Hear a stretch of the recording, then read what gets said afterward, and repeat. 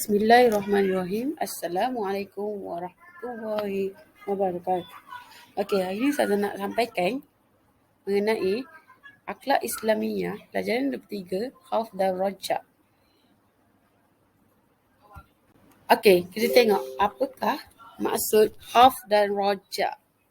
Okey, Khauf ialah takut kepada kemurkaan dan azab Allah dengan menjauhi segala larangannya.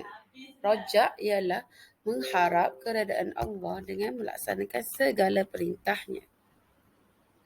Okay, kita tengok pada dalil nakli Khauf dan Raja. A'udzubillahi minasyaitonirrajim. Surah Ali Imran yang ketiga ayat 175. Fala takhafuhum wa khafuni in kuntum mu'minin. Maka janganlah kamu takut kepada mereka, tapi takutlah kepadaku jika kamu orang yang beriman. Dari nakli Raja. A'udzubillahi minasyaitonirrajim. Surah As-Sajdah ayat 32 ayat 16. Yang ke-32 ayat 16. A'udzubillahi minasyaitonirrajim. تتجافى جنوبهم عن المضاجع يدعون ربهم خوفا وطمعا ومما رزقناهم ينفقون.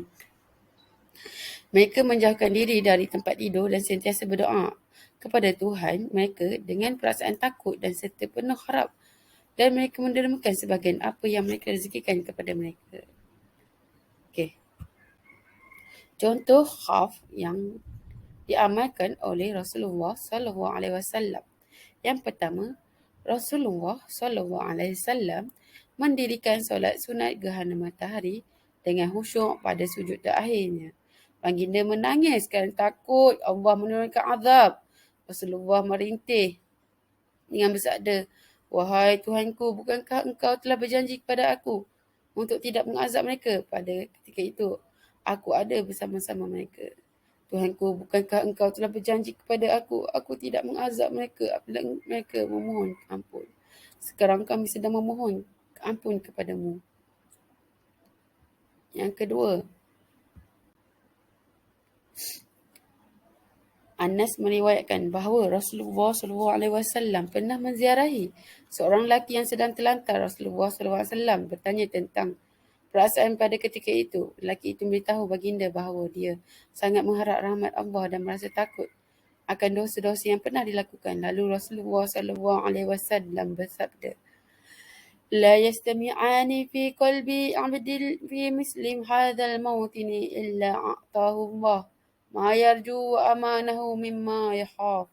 Tidak berhimpun kedua-duanya dalam hati seorang hamba Allah pada ketika itu, melainkan Allah memberikan apa yang diharapkan dan menyelamatkan daripada apa-apa yang ditakuti. Daripada hadis yang tadi tu, daripada hadis yang pertama ni, contoh khauf yang Raja yang Rasulullah buat ni, Rasulullah solat sunat gerhana matahari dengan sahabat-sahabat dia nangis.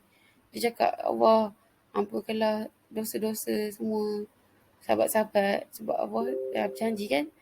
Memang Allah dah janjikan sahabat ni, tapi Allah, Nabi tetap lagi berdoa. Sebab apa? Khauf dengan Raja ni lah diamalkan oleh Rasulullah. Lepas tu contoh yang kedua ni, ada orang lelaki yang sedang terlantar. Rasulullah tanya dia, apa perasaan kita sakit? Lepas tu dia cakap, dia harap, bila keadaan sakit, kita harap rahmat Allah dan sangat takutlah. Khauf dengan Raja dia khauf dia takut kepada Allah sebab dosa dia, dan mengharap Raja Allah lah memberikan rahmat, mengharapkan rahmat Allah. Khauf dia takut sebab dosa dia. Lepas tu Allah katalah tidak berhimpun dalam hati seorang hamba pada ketika itu, melainkan Allah memberikan apa yang diharap dan menyelamatkan daripada apa-apa yang ditakuti. Maksudnya, insya-Allah, apa yang dia berharapkan dalam doa, dalam hati seseorang hamba yang tengah sakit tu, melainkan apa yang dia inilah hajat yang diharapkan, dan Allah memberi apa yang diharap dan menyelamatkan apa-apa yang dia takut. Okey. Kita tengok aktiviti, jom. Setakat ni untuk hari ni kita berhenti dulu setakat ni. Saya rasa kita nak buat kuis. Boleh? Semua dah sedia? Okey, jom.